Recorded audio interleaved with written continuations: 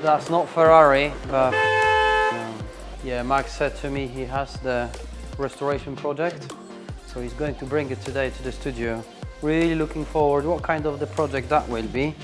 Hopefully some old Porsche, or maybe old Ferrari, or maybe some British classic. Yeah, that's not Ferrari, but it's classic and it's British. But fuck, I know.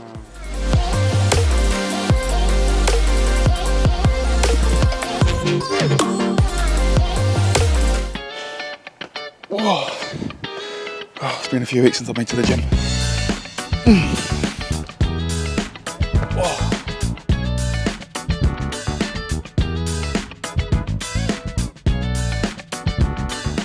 So this is my lovely 1996 Mini Cooper. The backstory of this car, I've been walking past the guy's house for the last 10-15 years in my local village, and slowly but surely the car started to degrade. When I first saw it, it was absolutely mint. I was saying, Dad, we must get that car, we must get that car. And sadly, the previous owner has hurt his back over the last few years and hasn't been able to drive the car. So it's just been stuck and stationary. And the other day I thought, you know what, maybe it's time that we try and see if we can get our hands on this car. And luckily we could.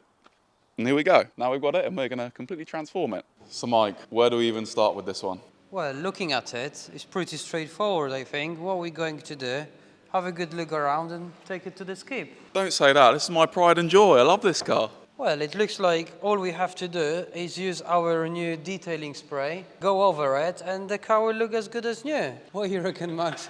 Yeah, I think the first thing first will be to use our dry ice machine. Yeah, we do as much as we can in terms of what we can do in-house without actually taking the car apart, repainting, replacing the parts. Certain areas we definitely remove, like wheel arches. They will be pretty straightforward to remove it, repaint, and hopefully that will bring the car to reasonable condition cosmetically. The next stage will be to address any mechanical issues, and I think the car will be yeah, I think it will be looking pretty amazing. Let's hope the paint is not too bad underneath all this year of grime, because you can see something is growing on it.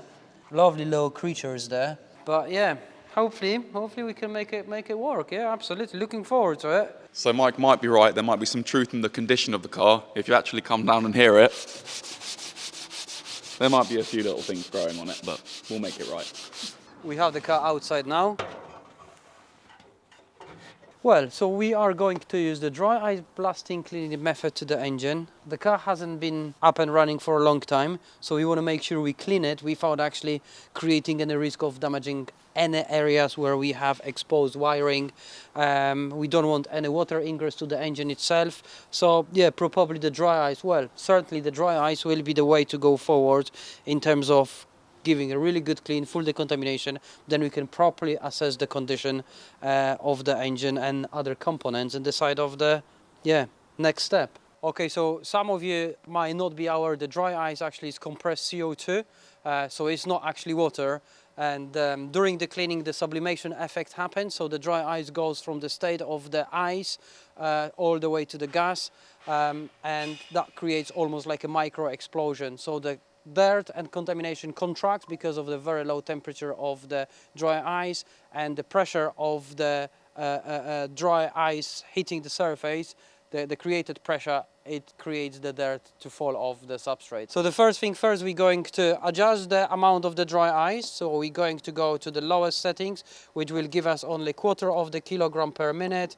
Then size of the particle, which is the dry ice, comes in 3mm pellets, but we're going to grind it down to, let's say, 0.3 millimeters, and we start from the low pressure so we don't damage the paintwork or any components, let's say 2 bar, and then we'll see how it goes. So as Mike mentioned, we're using the dry ice. So what it is, it's carbon dioxide gas that's frozen and compressed at minus 180 degrees.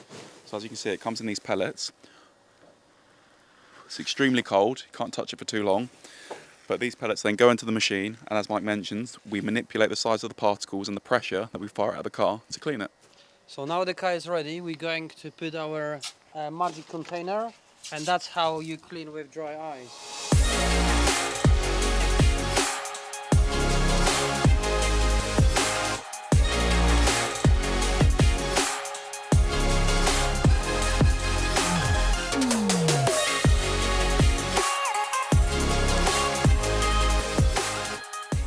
So as you can see now, we've tried the ice blasting on a few different areas. You can see on this front grille, it's coming up really nicely. So before we've still got all the green and algae, and here it's cleaning really quite nicely. We've manipulated the particles and the pressure, so now we know how effectively we can clean this.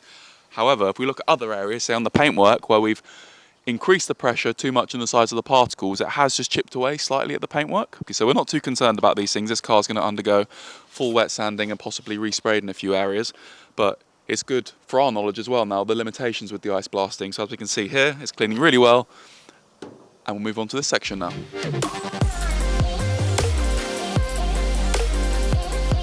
So, as you can see now, we've done the dry ice blasting in a few different areas, and to be honest, it's come up really well, better than even we expected. So the next stage now, Mike's spraying the car with our alkaline-based cleaner.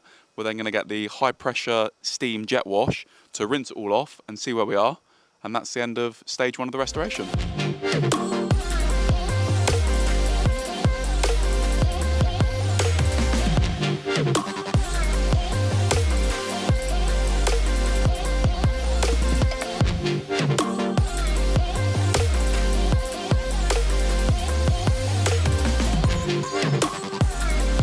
Honestly, I can't believe how well this is cleaning. I've seen the sort of years of decay and green over the last 10 or so years. And yeah, to think now we're going to bring it back over these next few episodes. But even just this first stage, cleaning it, is having such a dramatic impact. But also we're exposing really the true condition of the car now. It's not just dirt, it's the rust and all these intricate areas, all these little details like the chromes, the wheels. Once it's all fully refurbed and restored, this car's going to look better than I ever saw it. Well, it's so satisfying.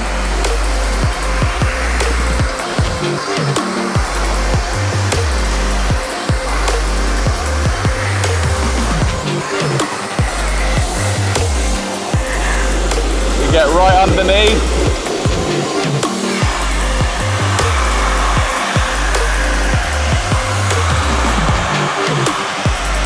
Years and years of just grime and bushes and tree sap, and yeah, the car never moved. Mate, how cool. So I'm absolutely buzzing. As you can see, the transformation so far, the car's already looking great, and now we're going to fully wet sand it, restore all these small intricate pieces. So follow for part 2 because it's coming soon.